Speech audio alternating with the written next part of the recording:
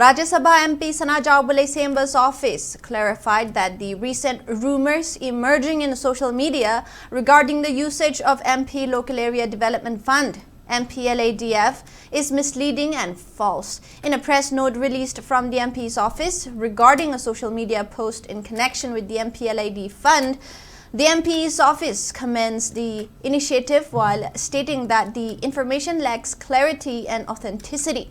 It clarified that the total number of works taken up under Mpladf fund by Mpladf Manipur so far is 81 numbers, not 45 as stated, and 32 numbers of works under physical format system have already been completed, with utilization certificates having issued by DRDA officials. It, however, highlighted that the status of these works is not reflected in the official portal so far.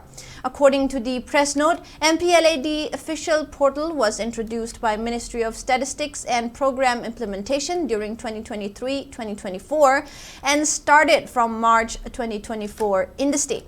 It further stated that works were recommended online following the introduction of Mpladf portal, and till date 21 out of 49 works have been recommended on 1st December of 2025, which are under process at DRDA office level. The press statement further emphasized for accurate representation of facts before posting on social media handles to establish accountability.